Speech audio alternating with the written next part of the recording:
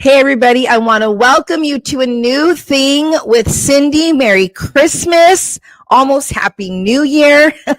It is the most wonderful time of the year. I'm fully convinced of that every year. I'm the gal that loves Christmas in July. I love Christmas songs year round. Truly, because we are celebrating the birth of my King, which is King Jesus, which is also the theme of today's episode. It's the hope of the King, and I'm super excited about tonight's guest, and you ought to be excited too. I want you to be sure to get your popcorn, your chips, your cafecito, whatever it is that you need just to come and enjoy and hang out with us. It's going to be a wonderful time, but truly, I just want to say welcome. My name is Cyndi Galley. I'm the host of this show, and I'm honored. I'm so blessed. I get so excited about doing this every week. I always have something that I want to talk about, but more than that, it's the people, it's the guests that come on the show. And so I know you're going to be so stirred up and so inspired. I don't know how many of you are Lion King fans. I am a true Lion King fan. I'm telling you, when that cartoon first came out, I could not get enough of the Lion King. And it was all the craze. Well, that was 30 years ago. And still to this day, I mean, you hear that, and I'm going to make a total fool of myself, but when you hear that, when you hear that, you get so excited. It's so nostalgic for me. 30 years ago. Wow, I was 25. Oh my goodness. So I am super excited about tonight's guest. You know, this woman is so incredible. She's so talented. And I've had the privilege and honor of knowing her for quite a few years. I knew her when she was just a little itty bitty intern. We both served on staff at a church in Anaheim, California. And now she's moved on to some bigger and better things for her. I still am so blessed to get to do what I do. But this woman is the epitome of the proverb that says a man's gift makes room for himself. And she's also the epitome and the poster child for, oh, you said I can't do it, but I got news for you. This is who I am, and this is what I'm called to do. And so I'm going to do it. And doing it is exactly what she's doing. And so I'm so excited. I'm so honored. I'm so blessed. Would you please help me give a warm, cheerful round of applause? I call her Miriam Rahwa, but I actually knew her before as Miriam Hannum. And I'm sure I'm butchering the last names, and she can correct me when she gets on here. But she is a beautiful soul inside and out, and you're going to love her. Please help me welcome Miriam Hannum. Miriam. Hello, Cyndi. Oh, my friend. How are you? It is so good to have you on here. I just adore you so much. Oh, I adore you too. It's always so good. It's just so wonderful to think, like, after all these years, we're still talking and still able to, like, be in relationship with each other, even if it's, like, kind of cross country at this point. Truly, it is cross country now. You know, it's so true. I think the last time I saw you, you were, no. I did see you in Anaheim. It was for a Sunday morning service, but not too far before that, you were performing. You were doing several solos at a musical concert in Downey. And girl, you were so gorgeous. I think every one of us who have known you throughout the years who went, our mouths dropped. I mean, you were just stunning, and you have that it factor. You have that is so needed. You got it, girl. But more than the it's just who you are. You're so talented, and your voice, you know, I think the best way that I can share or talk about you as an artist, as a singer, is you just have this grace and this eloquence, but yet, girl, you are so strong as a singer. You are so strong, and you're stunning.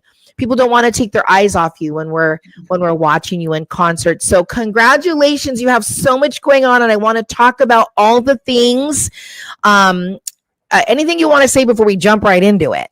Now let's dive right into the deep end. Let's do We'll it. dive right in. Okay, so Yeah. I had you on a new thing live a couple of years ago, and it was so exciting because you were in this new season. I can't remember if you were wrapping up your bachelor's in music and were starting your master's. I feel like you were just starting your master's that year as well. But you had come out of this season where you were trying to figure out, what do I want to do? I know I'm called to sing. I love to worship God. And as you were really moving forward in your music studies, you were finding that some were telling you no. Like, no, this isn't for you. Maybe try something a little different. Talk to us a little bit about that journey. I don't want to focus a whole lot on that, but truly, I feel like this episode and this season is a season of hope and hope in the King. And so I want you to share a little bit of what that looked like, and how did you feel when you were hearing the things that people were telling you? Yeah, it's so hard when like you feel like you hear from God or you get a word from God, or like you have a very clear vision for what you're supposed to do, or like at least a clear step that you're supposed to do. I think at the time I was getting my bachelor's, like I went straight to PhD. I'm like technically getting my master's and PhD at the same time, but I went straight from. Anywho, Love yeah, it. a long time ago in high school, I remember somebody gave me this word, and they're like, I feel like I see you getting a master's in music at some point. And like, I prayed about where I was supposed to go after my internship, because if it hadn't been for, God's divine wisdom, I probably would have gone into poli-sci, something very different. Using my noggin in a very different way. So, I've always had an affinity for music and the arts. And anywho, yeah, so I think going throughout college, I had a hard time finding what exactly like I wanted to do with my voice, or what my voice sounded like. And I think there was a lot of trial and error during that time. And I think, there are people that come alongside you and believe in you and can champion you. And I had wonderful people who were willing to do that while I was in school. But then I also had like the opposite experience too, where, some people had very strong opinions about what I couldn't do and what I could and couldn't do. And, I definitely encountered a lot of that as an undergrad. I definitely had people who championed me, but a lot of people who didn't open doors for me necessarily, or didn't necessarily encourage me to keep moving forward in that program of study or different studies that I've been a part of. But no matter what season I was in, whether or not people opened doors for me, whether I had a good auditions, or, whatever the case was, I felt like for every closed door that I got through school or different venues, I would get the right thing happening right at the right time. I remember there was this one season there was like two really big moments, kind of pivotal moments in my undergrad career, where I did some transfer auditions because I was a transfer student, and I didn't make it into a program I really thought that I was supposed to be, and I prayed about and everything. And I really questioned, like, am I supposed to be here? But later on, I ended up getting like a really good scholarship to a different program that kept me going in that program study. So that was kind of like God taking care of me, even though I didn't get in what I originally thought I wanted to. And then again, like there came a time in undergrad where I was just tired of, dealing with different personalities, dealing with different opinions and there's so many things that can happen when you're in music around artists. In school, there are a lot of things happening in the foreground and the background. And I just got so exhausted and tired of it. I was really seriously thinking, like, I'm going to leave. I'm going to pack my bags, maybe go try poli-sci again. I'm smart. Like, I don't have to do the arts. I just feel like I'm supposed to be here. And It was during that time, I think it was like March of 2021. Like, I was just very close to not continuing the whole music, at least academic study. Yeah. And I ended up getting a gig that month around the same time where I was just really not in a great mental headspace. That it was like my first really big professional gig. I ended up working with a Grammy nominated and Grammy Award winning group. And they paid for my airfare. They gave me a nice paycheck. They fed me, flew me out, like all those things, Oh, yeah. And even though I had a fair share of no's that I encountered during my time as a singer, and that which is not an uncommon experience. No. I feel like it was during that season where I started getting a lot of opportunities. It was like the most discouraging time, I would say. And it's only been up from there. Like I definitely had a lot of this during my time as an undergrad, because being in the arts is not easy. And if anyone has ever gone to music school, we will all tell you, like, we are not just like sitting around and like twiddling our thumbs and having a fun time playing. We are on campus 5 days a week, every day. We're there from morning to night, practicing, studying, getting ready for jury performances, trying to have gigs, trying to do coursework, working. Like, you know, people will tell you that I felt like sometimes I put in more hours and work than some of my friends in like STEM did. And my friends are always like, you're working so hard. And I'm like, I know, like this degree is not easy. Yeah. Well, that's wonderful. Congratulations. I have been a part of just seeing and, you know, walking alongside you or praying for you in this journey. And so for me, it's just so rewarding to see, you know, you just flourishing, you're blooming where you're planted. You know, I know that, you know, and this is wonderful that you're getting your master's at the same time you're getting your PhD. I know that before we started filming, I was like, I've been praying about getting my PhD. So for me, this is, you know, even though all these years, you know, I had formerly in our previous era or chapter been a mentor to you, I feel like in some ways, you know, I'm watching you flourish, and some of the decisions and choices you're making are even mentoring me. And I love that. You know, it's like we as individuals, as human beings, you know, even if we are mentors or the ones that are teaching or the ones that are leading, we always ought to be in a place where we're saying, I need to also still learn. I also need to be led. I also need to be mentored and taught. So I just want to thank you, you know, for the courage that you've had and just for stepping out and just going for it, because that's what I've been seeing you do. I've been seeing you go for it. And at the same time, when you're not on stage, you are the same Miriam that I have known and loved all these years, and that so many of us have known and loved all these years. And so, you know, I want to applaud you in so many different things, but in your being, you know, genuinely you and staying authentic to who you are, but also in just taking those steps that require courage. And it does require some confidence, and it does require some sense of, I think I can do this. I may not know how to do it to my entirety, but I feel like this is what I'm supposed to do.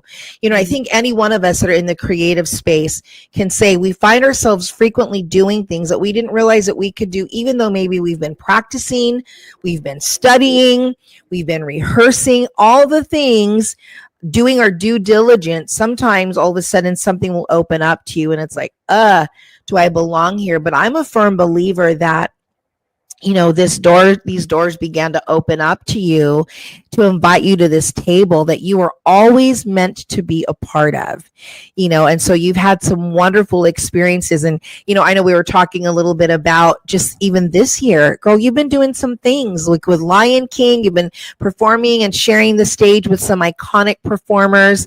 I'm pretty sure that I butchered that little beginning part of the Lion King.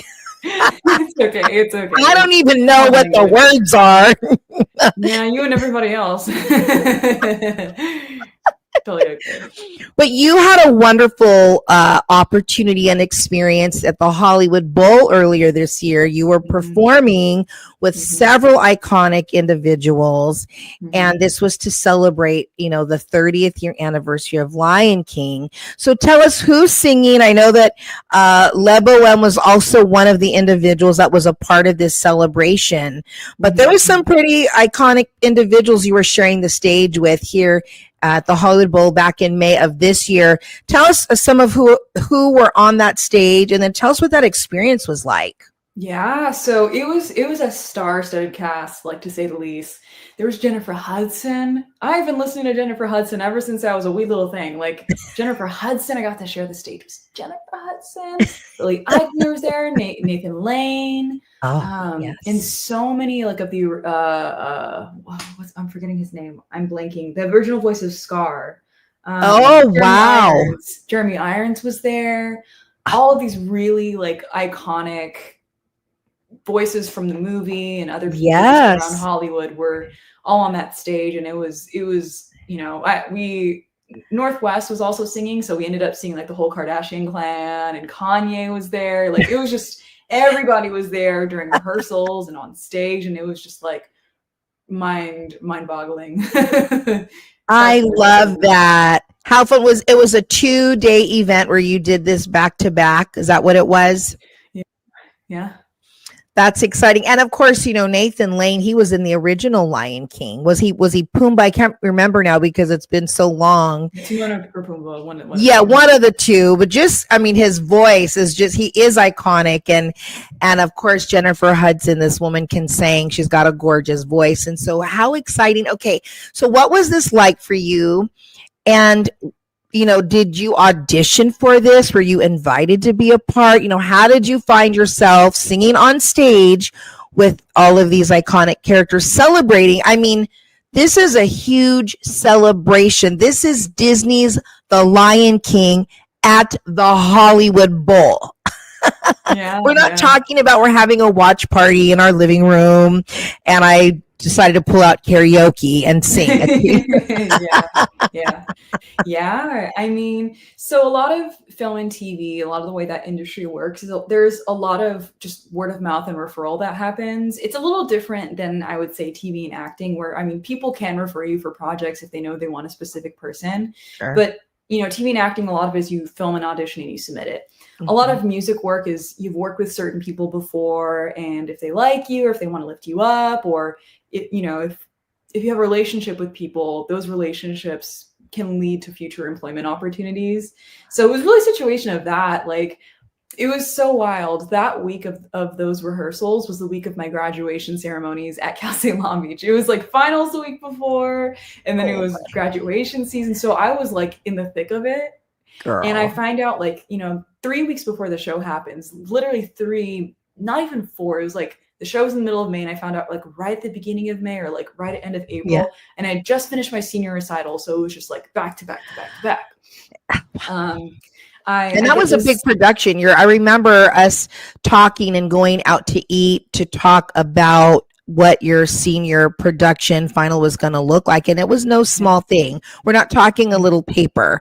There was singing, there was movies, it was film, there was recording. It was huge, And so, wow, that is a lot going on at the same time. No, everything it's just like, in the best way possible. I think everything just happens all at once sometimes. And it was very much a case of that. So I had a friend had reached out to me about just some links and just to send up some, information across, or just some materials of me singing. And I sent that, and I ended up getting an email one day while I was in class, and I was just, scrolling my Outlook as one does, just, la, la, la, la.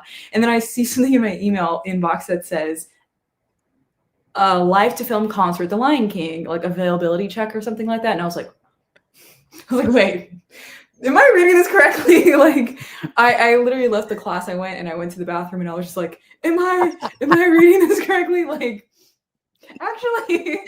So when I read this email, I respond to this work call, and, I wasn't sure if I was going to hear anything back, because a lot of film, TV stuff can fluctuate, be up in the air. A lot of it can be, you might have to be a part of a singer union or the Screen Actors Guild. Mm-hmm. So sometimes I've had work opportunities that I couldn't get because of certain requirements.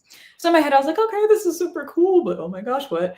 I don't know what's going to happen. And I submit my availability, don't hear anything for a couple days. And then I ended up getting confirmed. And I was like, wait, is this actually for real confirmed? Is it going to is there going to be a change that happens? Because I'm used to things moving up and down in this industry. And I ended up getting confirmed for the project, and I was like, oh wait, this is during my graduation. Am I gonna have to miss my graduation to sing for Disney? Yes. But things ended up working out to where I got to graduate, and as soon as I finished my graduation ceremony, I raced up to LA from Long Beach and wow, did the rehearsals, and it was just a wonderful, amazing experience that I could not have predicted. But it was kind of so sweet for me, because I remember starting off college way back in 2018. It took me a minute to finish college, but I remember starting college. It took me 10 years. Okay. So I got Everybody's you got their beat, own girl. way. It took me 6, but years 4, 5, and 6 were fully scholarshiped and funded. They gave me money to go to school, so hey. But I remember in 2018, I had auditioned for music schools and programs, and I was kind of like scrambling to get my stuff together because I kind of made the decision late to go back for that. I remember I didn't get in my first semester for vocal auditions, and just thinking about the trajectory of like, I remember not making things and getting all these closed doors, and the day of my graduation, here I am. It was just such a like full circle moment. Like, thank you, God. Like, it's just, so amazing. I love that. That is so sweet. And it actually just like made my heart leap for you. Just what a beautiful, again, God is so precious. He's so good. He sees everything, and he is so into those details specifically pertaining to you. This was not even a coincidence. We still have to do the work, and so you still have to be able to sing to land this gig, but here is somebody mentioning this to you. And so what do? You take the steps to follow through. I know there's times where things will come my way and it's like, I think I am supposed to do this, so let me follow through. And then all of a sudden you end up getting this gig or this opportunity to speak at a conference and things like that, and it's like, I'm so glad that I followed through. And I tell people, you have to be ready. Be ready. That's the thing, is sometimes it's like, oh, you have a dream, or you want to do this, you want to do that, but then you're not preparing yourself. You don't have your business cards. They're not looking good. You don't have your brand. You don't have your, just certain things up and running. It's like, be ready. And if you're saying this is what you're supposed to do, if you're saying this is what you're called to do, then get everything ready. So when you meet people, you meet the right people, then you're not scrambling and you're just able to say, here you go. Like, here's my book. Here's my card.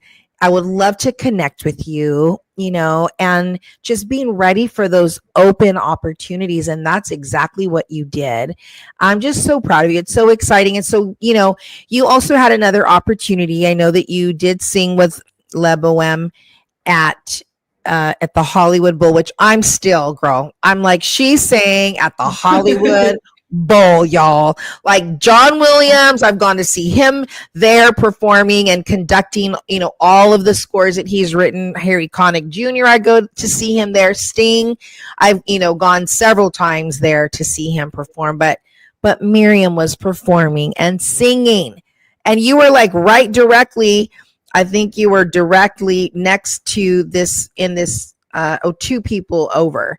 Beautiful. I mean, girl, you were just front and center. Hallelujah. Yeah. That's wonderful. Well, so wonderful to see that you're part of this 30th anniversary celebration.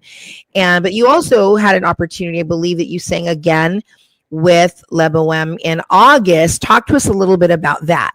Yeah, sure. So, this part of the year, there's been a lot of gearing up to celebrate or promote the Mufasa movie that's coming out, I think in December. The end of this week, it'll be airing December 20th. Yeah, so yeah, that's why this episode is perfect, because it's like this week Mufasa will be released, and I will be there to see it. I cannot tell you how excited. I want to talk a little bit about that, but go ahead. Let's go back to your story first. Sure. So a lot of the people that ended up doing that show back in May were asked to come back on again for a performance at D23. And forgive me if I butchered this explanation, but D23 is like this Disney official fan club, and there are perks you get being a part of this fan club. And one of those things is at this, I think it's the annual fan convention, which happened at the Hana Center. They premiered a lot of little clips or snippets of upcoming movies, unreleased movies. And one of those movies featured at that showcase was the Mufasa movie.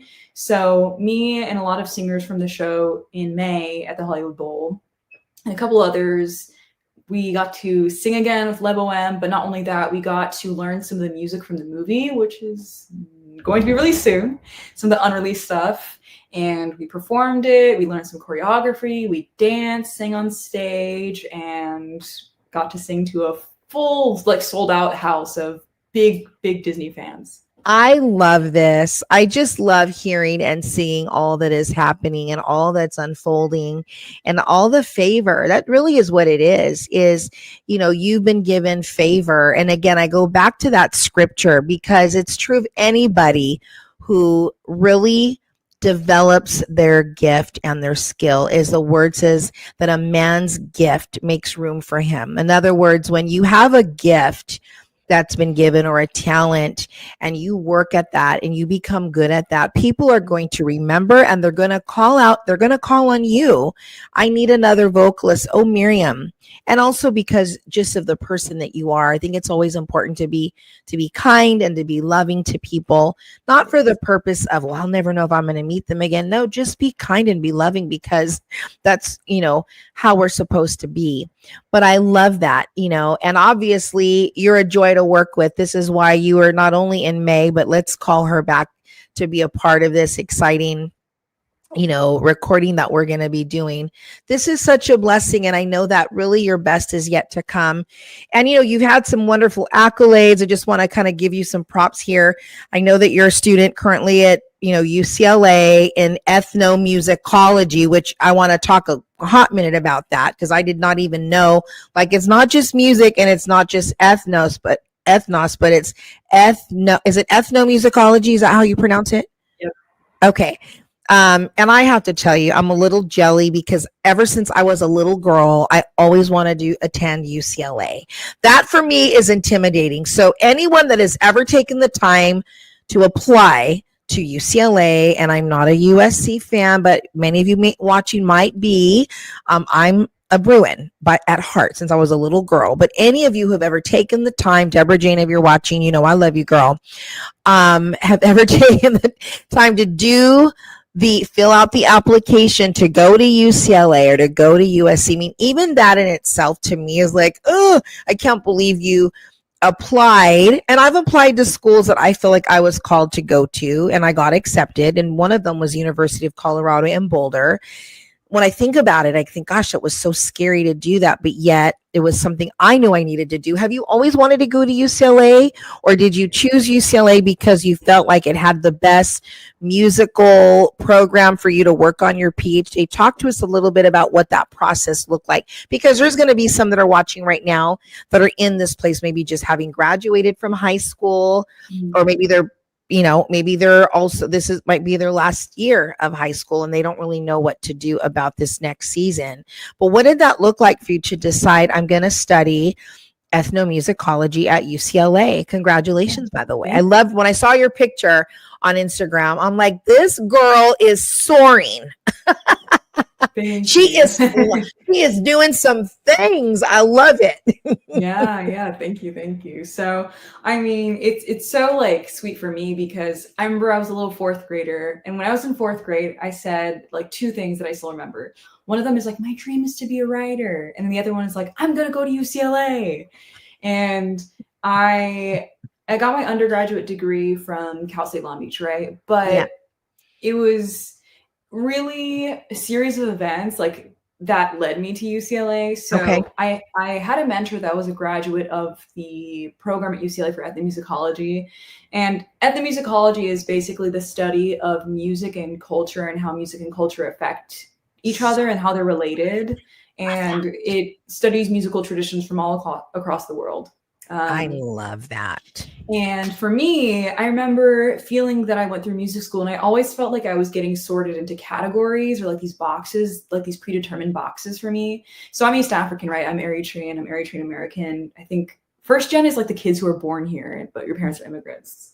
I think I'm first gen or second gen, one of those. And you'll have to ask your parents after this episode. Yeah, I'm like, is it first or second? It's one of those. So I always felt like going through music school, like I learned classical voice, which is from the European tradition. And then I sometimes had the opportunity to interact with jazz, which is like Black American. But for me, I always felt like I never got to see myself in music curriculum or interact with my own music and culture. And I felt like people would always expect me to be one or the other or both. But I felt like my experiences and my culture, I kept just not getting to interact with it, not getting to write about it. And I've always been passionate about it, but I've never really had the space to write, learn the performance traditions, or really like be a part of that, like in a formal way. Mm-hmm. So I had this mentor who was a graduate of that program, and he was in jazz studies. And I remember I would talk to him a lot about just things that I noticed about how music was being taught Mm-hmm. and music curriculum, and some thoughts and feelings and even frustrations that I had. Mm. And I remember he told me one day, like, have you ever thought about teaching higher ed? And I was like, maybe maybe in the back of my head at some point, but I had never really seriously thought about it. Yes. I thought the way to go after graduation was either freelance or be an educator or a combination of the two, but I hadn't really thought about grad study, nor did I even want it. Like as a kid, I used to tell myself, because I had firsthand seen what getting a PhD looks like, because there are, you know, smart people in my family who've gone to grad school, and I know that is not easy. It is difficult. So I told myself as a kid, not gonna go to grad school, never gonna do that, just gonna go to college and bye-bye. Yeah. And yet, not only are you PhD at UCLA, but I know that you were also named the prestigious Eugene V. Coda Robles Fellow, which is wonderful, you know. And it's just I love hearing and just seeing, you know, you're pushing yourself. And again, I just feel like it's the epitome of hope. In faith believes all things, hope in all things. And I just I love seeing how hope has played out in your life. It's been so good to watch. But that's so cool. So I didn't know that you always wanted to go to UCLA. I don't know that I ever wrote it down, but I do remember always jumping around and cheering. But anytime they would play anybody, football, that was the one sport, I would go put on my little yellow shirt and my little blue skirt and my tennis shoes, and I bring out my palms and I start jumping all around the living room and cheering for UCLA. I love that. That's so cute. And so sometimes I think, I don't think it's where I'm going to get my PhD. Should I get my PhD? I don't think it'll be there, but you know, they have some wonderful programs there. I've been looking at their extension courses for film and television. And so, just an excellent school.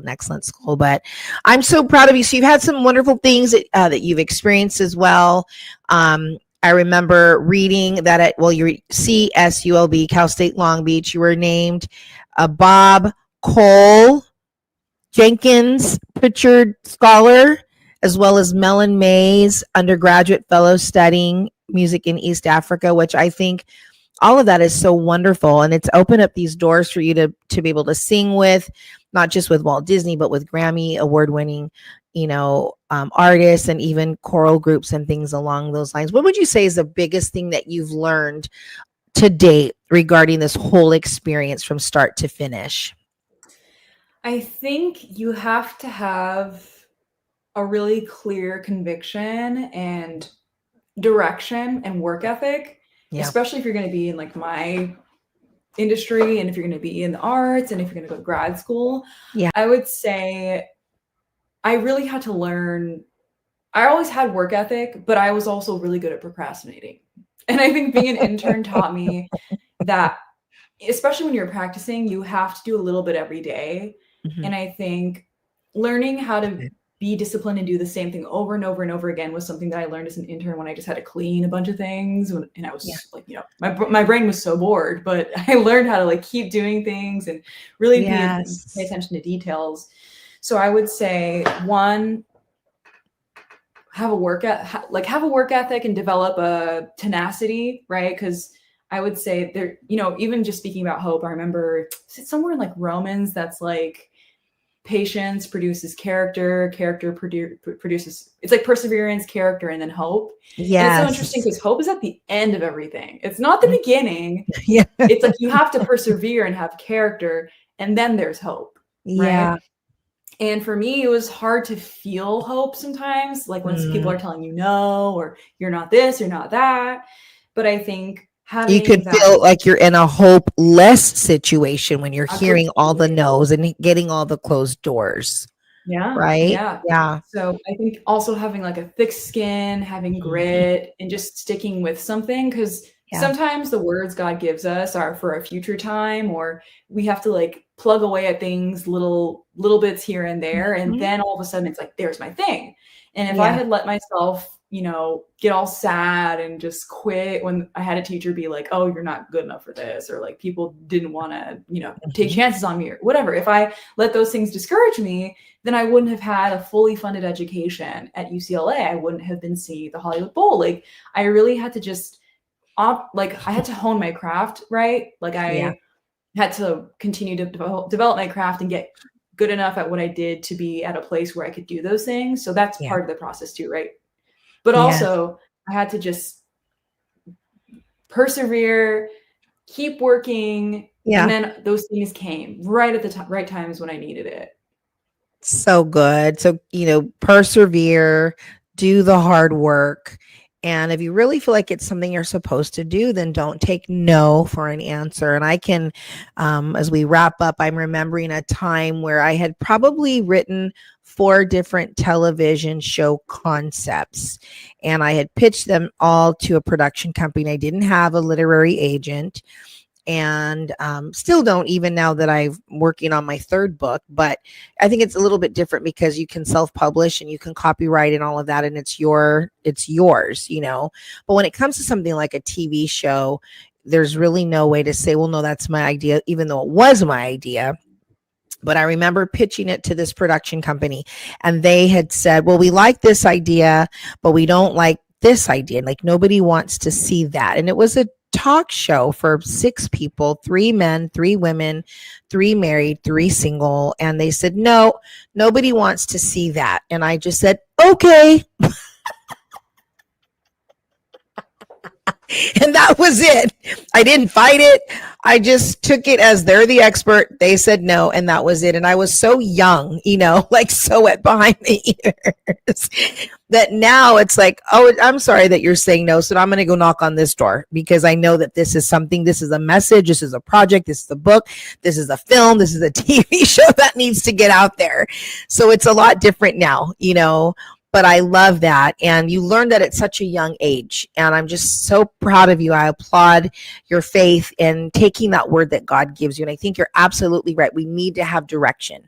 We need to have that vision. The word says that without vision, people perish. They cast off restraint. But when you have vision, Habakkuk says, write the vision, write it, make it plain on tablets so he may run who reads it. You got to keep that vision in front of you. And so I'm so proud of you. And I just love you to pieces. You're just one of the most beautiful women that I know inside and out. And I'm just excited because I do know that your best is yet to come. And I love that you've taken the time to say, I think I need to study the ethnos side of music. I didn't even know that existed. But yes, having lived here now in Tennessee for 7 months, I've visited the African American Museum of Music. And when you come and visit, girl, because you will come and visit, I believe in Jesus' name. It takes you to this history. The very beginning is like a 15-minute movie, and it's so beautifully produced, and it takes you to the very beginning of the African journey, coming from Africa as slaves into America, and even how Western civilization and even how white music played such a part even in the merging of what we know music to be, and what they were even allowed to listen to, or what they were even allowed to surround themselves with. It was like, oh my goodness. I mean, if I could go every month, I would go. It's just such a great museum. But I love that. It's like I'm a musician. I've been playing the piano since I was 6 years old. I know you play the piano as well. And I've been singing since I was a little girl. Ever since I can remember, I've always harmonized. I thought everybody could harmonize. And I would get so upset with people when they wouldn't harmonize, or if they would, they would sing the melody and I'm singing alto or tenor, and then they would come down to my line, and I go, please get off my line. You're the melody. You need to go back up to soprano. And they go, I can't. And I would go, what do you mean you can't? I didn't know that people don't just harmonize. I was so young, in my music, and just in my brain, I was much younger. But it's just so beautiful, just to see how just the different studies of music. And so I feel like, yes, you are in the right study. You're studying the right thing. And I'm excited to see what more things, not only that you're a part of, Miriam, but the things that you yourself will produce and create. I think they will be beautiful. I want to be at your first thing that you are producing. I want to be invited. I want to be there. Yeah, absolutely. Absolutely. So I'm excited. I would love to have you back maybe when you're wrapping up your PhD. That would be so much fun. Or maybe even after you've graduated, so we can even show a little bit of what your final piece was. But is there anything else that you want to say? And of course, I want to throw people as well to Mufasa is being released this Friday in theaters. So, and it's a movie. It's not a cartoon. It's beautiful. It's beautiful. But is there anything else that you want to say before we wrap this time up together? I mean, I just wanted to thank you for having me on the show. It's always just so, I kind of like relive a little bit of my journey, because even now, like, I'm getting closer to like final papers that I have to do for the quarter. Whew. So like sometimes I'm like so knee deep in whatever it is that I'm doing that I forget where I came from and God's faithfulness. So I just want to thank you for having me. Yeah. And I also want to remind people, I don't know if we said this, maybe we did, maybe I just have a short memory, but the Hollywood Bowl show is going to be featured on Disney Plus, and it's going to drop sometime this month or maybe January. So keep your eyes out for that if you want to see. Absolutely. And when it does drop, we'll promote it as well. Even me on my own personal, to say, hey, we had Miriam as a guest and she was a part of this phenomenal performance held at the Hollywood Bowl. And so, keep me posted, girl. We want to post that for sure. More than the Mufasa movie this week, which is going to be fun for those of you like me, if you love The Lion King, but the Hollywood Bowl, we definitely want to see that performance. And also at the same time, for those of you who are on Instagram, we want to make sure that you follow Miriam. Go, follow her, support her, be a part of her journey, all the things. And as she opens up this or launches that, and then you're going to be a part of it. But this woman is so incredible. She's so gifted, has such a gorgeous voice. And so I'm just proud of you. I'm just so proud, like a proud mama bear. That's where I'm coming from. But best wishes to you, Miriam. Thank you so much for coming on the show and just being with us during this month of December, during this Christmas season, where really I believe that your story does give hope for people to not give up, to not quit, to hold, stick to your guns. If you feel like this is what you're supposed to do the due diligence, do the work, but do not lose faith, do not lose heart, and do not give up, and do not lose hope. And so thank you for being a living example of what that looks like. Thank you. Thank you so much, Cyndi, and blessings on your show and everything you're doing on Tennessee. And I know we're going to talk more soon, and maybe I'll pay you a visit out there sometime. Oh, you got to come to Tennessee soon, girl. Come and visit us soon. Thanks. All right, everybody. Thank you so much, Miriam. God bless you. We'll see you soon. Thank you. See you soon, Cyndi. Bye. Bye-bye. So yes, I want you to visit her Instagram, please. You're going to just love scrolling and just seeing some of the wonderful things that she's had such a wonderful opportunity to be a part of. And then anything new, when there's new things launching, maybe you want to go visit and see her perform in one of her shows. I'm telling you, you will not be disappointed. This girl has such a beautiful voice, and I just love that she's been able to find her own footing in what she feels like she's supposed to contribute musically. I think it's wonderful. So we want to just thank you so much. I want to thank you for joining, for being a part of today's episode. And, if you have a prayer request, please do email us. Prayer changes things. And rather than worry, rather than just sitting and meditating on the problem, the word is so clear, to pray without ceasing. And Jesus, even when his disciples said, well, how do we pray? Jesus said, when you pray, say, or pray in this manner, our Father who art in heaven, holy or hallowed is your name. And we were called to be people of prayer. And so, but maybe you feel like, I don't know how to pray, or I am too weak to pray. I don't have the strength or the courage to pray. I don't know what to say when to pray. So then send us an email. We will pray for you. We will send an email to you and say, this is how we're praying with you and for you. We're contending with you. We're standing with you. God's word says that his word does not return to him void or empty, but it accomplishes what he pleases, and it prospers in the thing for which he sent it. So we want to pray God's word over you, but we believe in you. I encourage you. There is a new thing. I promise you, in Isaiah 43:19, the word says, behold, I will do a new thing. He wants to do a new thing in your life and in your heart, in your home. Maybe it's in your job. Maybe it's in your situation. He wants to move and do something new. So reach out to us and we will pray for you. I promise. And I want to thank again, Miriam, for coming and being a part of today's episode. Such a gift and such a joy and such a blessing. And I pray that whatever you're doing, that you have a wonderful Christmas season. We're wrapping this up and we're heading into the new year. And I really feel like it was one of the reasons why I wanted to have Miriam come and share her story. You know, sometimes we could be wrapping up a season or a chapter or a year, and you might think, goodness, I didn't do what I wanted to do, or I'm already almost finished and it just doesn't look like what I thought it would look like. But I want to encourage you, don't give up. Don't lose heart. Don't lose hope. Have faith, have hope. And if you need some help, if you need a word of encouragement, reach out to us. We want to just come and let you know we champion you. We believe in you. We believe in the dream that God has placed in your heart. And we want to help you do whatever it is that needs to be done so that you can get your good footing, solid footing as we go into 2025. So you guys are amazing.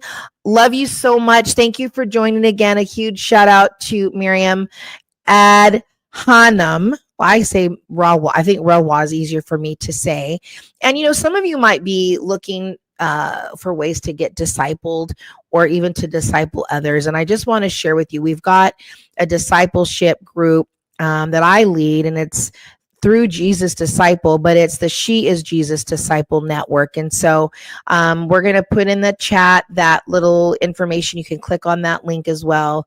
But, you know, sometimes you just want to say, you know, I want to be discipled. I want to grow more in the word. I want to know what it means to have faith in God, or to just to devotions every day, or to pray every day. And this truly is a discipleship that will change and transform your life. So I want to invite you, just click on that link. She is JesusDisciple.com through Jesus Disciple. And maybe not this week, but maybe it's how you're going to start your year. It's a great way to start the new year. So you guys are awesome. Thank you so much for hanging out with us. We love you. Have a blessed and an incredible week. And we'll see you next week on A New Thing with Cyndi. Bye.